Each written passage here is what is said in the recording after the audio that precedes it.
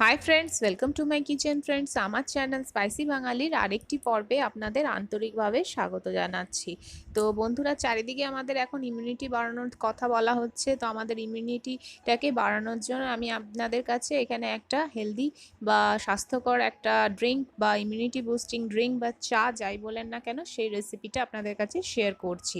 তো এটার জন্য আমি এখানে আগেই গ্যাসটা জেলে এখানে 1 কাপ জল এখানে আমি প্যানে অ্যাড করে দিয়েছি।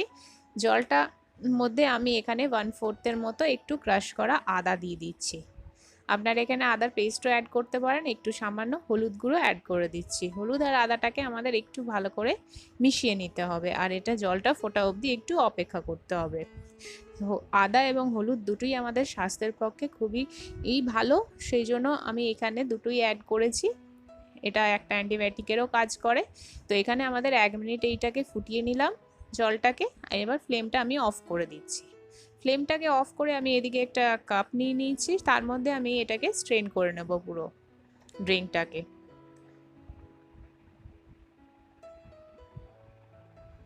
দেখুন আমি এটা ছেঁকে নিয়েছি। এবার এটাকে একটু কুসুম হওয়া পর্যন্ত একটু অপেক্ষা করলাম। দেখুন আমাদের ড্রিঙ্কটা একটু ঠান্ডা হয়ে গেছে, কুসুম কুসুম আছে, সেই রকম মতো আমি এখানে কিছুটা এখানে গোলমরিচের গুঁড়ো অ্যাড করলাম আর লেবুর রস অ্যাড করছি। হাফ লেমন, অর্ধেকটা লেমন জুস এখানে অ্যাড করছি। লেমন জুসটা আপনারা কতটা নিতে চাইছেন সেই হিসাবে এখানে অ্যাড করবেন। দেখুন লেমন জুসটা অ্যাড করার পরে ড্রিঙ্কের কালারটাও কি সুন্দর চেঞ্জ হয়ে গেছে। লেমনের মধ্যে দারুণ পরিমাণে ভাইটামিন সি থাকে, তো এটাও হেলথের পক্ষে খুবই স্বাস্থ্যকর। আর এটাকে একটু সুইটেন করার জন্য আমি এখানে 1 টেবিল স্পুন এখানে মধু অ্যাড করলাম আর খুব ভালো করে এটাকে মিক্স করে নিচ্ছি।